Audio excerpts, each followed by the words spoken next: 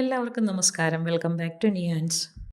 ചോറിൻ്റെ കൂടെ കഴിക്കാൻ നല്ല നാടൻ രീതിയിൽ തയ്യാറാക്കിയിട്ടുള്ള 3 തരം കറികളുടെ റെസിപ്പിയാണ് ഇന്നത്തെ വീഡിയോയിലുള്ളത്. ആദ്യം തയ്യാറാക്കുന്നത് വാഴപ്പിണ്ടിയും വൻപയറും ചേർത്തിട്ടുള്ളൊരു തോരനാണ്. അപ്പോൾ ഇതെങ്ങനെയാണ് ചെയ്യുന്നതെന്ന് നോക്കാം.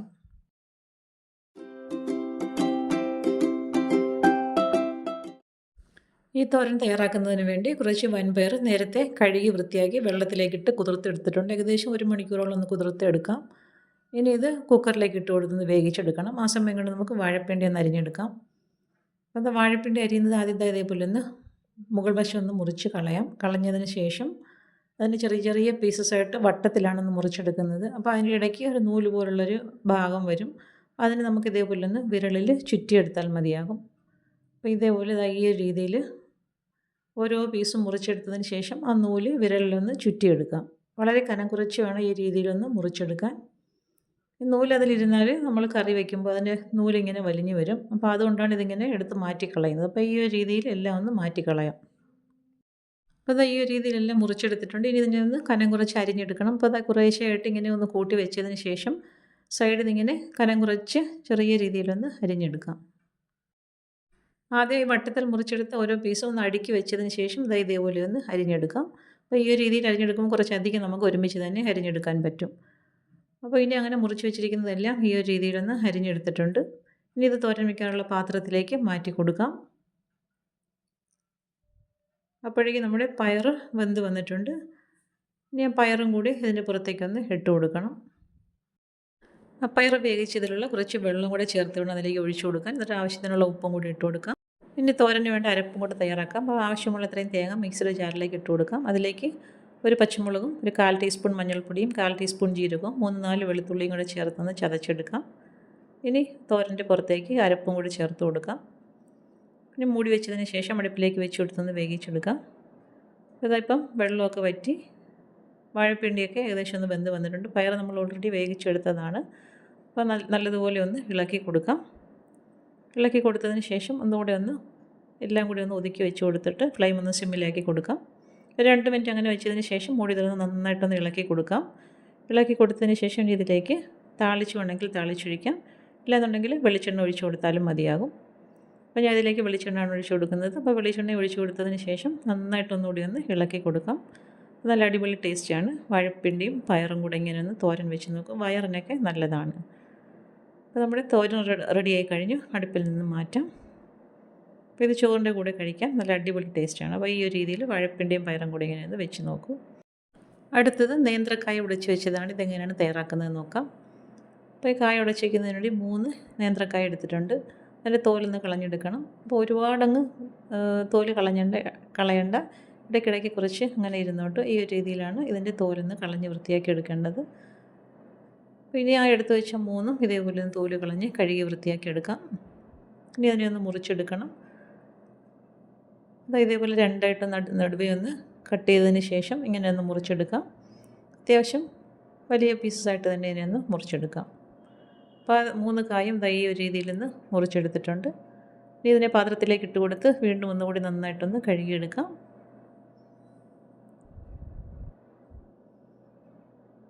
2-3 വെള്ളം നന്നായിട്ടൊന്ന് കഴുകിയതിന് ശേഷം വേവിക്കാനുള്ള ചട്ടിയിലേക്ക് ആക്കി കൊടുക്കാം.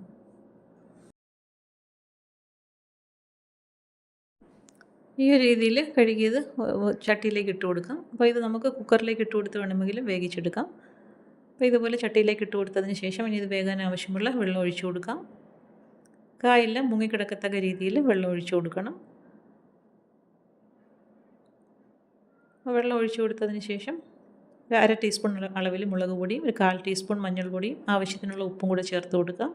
ഇനി ഇത് നന്നായിട്ടൊന്ന് ഇളക്കി കൊടുക്കണം. അപ്പോൾ ചേർത്ത് കൊടുത്ത പൊടികളൊക്കെ വെള്ളത്തിൽ നല്ലതുപോലെ ഒന്ന് മിക്സായി കിട്ടണം. ആ ഒരു രീതിയിൽ നന്നായിട്ട് ഇളക്കി കൊടുത്തതിന് ശേഷം മൂടി വെച്ച് അടുപ്പിലേക്ക് വെച്ച് കൊടുത്ത് വേവിച്ചെടുക്കാം. അത് വേകുന്ന സമയം കൊണ്ട് അരപ്പ് തയ്യാറാക്കാം. അതിനുവേണ്ടി ആവശ്യമുള്ള തേങ്ങ ചിരകിയത് മിക്സിയുടെ ജാറിലേക്ക് ഇട്ട് കൊടുക്കാം. അതിലേക്ക് എരിവിന് ആവശ്യമുള്ള പച്ചമുളകും 1/4 ടീസ്പൂൺ ജീരകവും 3-4 വെളുത്തുള്ളിയും കുറച്ച് വെള്ളവും കൂടെ ഒഴിച്ചു കൊടുത്ത് നന്നായിട്ടൊന്ന് അരച്ചെടുക്കാം. അപ്പോൾ കഷ്ണങ്ങൾ ഒരു പകുതിയോളം വെന്ത് വന്നിട്ടുണ്ട്. ഇടയ്ക്ക് തുറന്നൊന്ന് ഇളക്കി കൊടുക്കാം.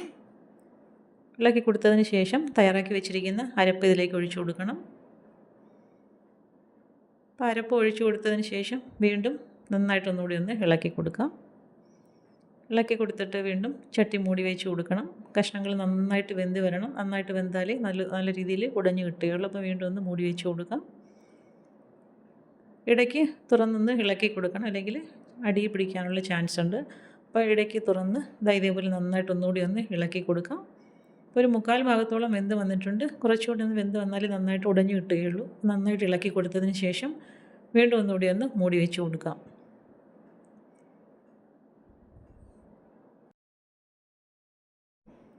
അപ്പോൾ ഇതാ കഷ്ണങ്ങളൊക്കെ നന്നായിട്ട് വെന്ത് വന്നിട്ടുണ്ട്. ഇനി സ്പൂൺ ഉപയോഗിച്ച് ഈ ഒരു രീതിയിൽ നന്നായിട്ടൊന്ന് ഉടച്ചെടുക്കാം. ഉടച്ചെടുത്തതിന് ശേഷം ഇതിലേക്ക് താളിച്ച് കൊടുത്താൽ മതിയാകും. നന്നായിട്ട് ഇതേപോലെ സ്പൂൺ ഉപയോഗിച്ചൊന്ന് ഉടച്ചു കൊടുക്കാം. ഇതാ കണ്ടില്ലേ, നന്നായിട്ടൊന്ന് ഉടഞ്ഞു വന്നിട്ടുണ്ട്. ഇനി ഇത് അടുപ്പിൽ നിന്ന് മാറ്റാം. ഇതിലേക്ക് താളിച്ച് ഒഴിച്ചു കൊടുത്താൽ മതിയാകും. അത് എണ്ണ അടുപ്പിലേക്ക് വെച്ച് കൊടുത്തിട്ട് എണ്ണ ചൂടായി വരുന്ന സമയത്ത് കടുക് ഇട്ട് കൊടുക്കാം. അതിനോട് തന്നെ ചുവന്നുള്ളിയും വറ്റൽമുളകും കറിവേപ്പിലയും കൂടി ഇട്ട് കൊടുത്ത് നന്നായിട്ടൊന്ന് മൂപ്പിച്ചെടുക്കാം. അപ്പോൾ താളിച്ചതും കൂടെ ചേർത്ത് ഉടച്ചുവെപ്പിലേക്ക് ഒഴിക്കുമ്പോഴാണ് നല്ലൊരു ടേസ്റ്റ് വരുന്നത്. അപ്പോൾ നന്നായിട്ട് മൂപ്പിച്ചിട്ട് ഉടച്ച് വെച്ച് അതിലേക്ക് ഒഴിച്ചു കൊടുക്കാം. താളിച്ചത് ഒഴിച്ചു കൊടുത്തതിന് ശേഷം നന്നായിട്ടൊന്ന് മിക്സ് ചെയ്ത് കൊടുക്കാം. അപ്പോൾ ആ താളിച്ച് ചേർത്തത് ഉടച്ചുവെപ്പിൻ്റെ എല്ലാ ഭാഗത്തും നല്ലതുപോലെ ഒന്ന് ഇളക്കിയെടുക്കണം. അപ്പോൾ ആ മണവും കൂടെ ചേർക്കുമ്പോഴാണ് ഉടച്ചുവെപ്പിന് നല്ലൊരു ടേസ്റ്റ് വരുന്നത്. അപ്പോൾ ഈ ഒരു രീതിയിൽ നല്ലതുപോലെ ഒന്ന് ഇളക്കി കൊടുക്കാം. നല്ല അടിപൊളി ടേസ്റ്റാണ്. ചൂട് കഞ്ഞിയുടെ കൂടെ ചോറിൻ്റെ കൂടെയൊക്കെ കഴിക്കാൻ. കറിയൊന്നും ഇല്ലെങ്കിൽ തന്നെയും ഇത് മാത്രം മതിയാകും ചോറിലേക്കിട്ട് ഇളക്കി കഴിക്കാനൊക്കെ. അപ്പോൾ ഈ ഒരു രീതിയിൽ ഈ ഉടച്ചുവെപ്പ് ഇങ്ങനെയൊന്ന് തയ്യാറാക്കി നോക്കൂ. ഇതാ ഇതേപോലെ വേറൊരു പാത്രത്തിലേക്ക് മാറ്റി കൊടുക്കുന്നുണ്ട്.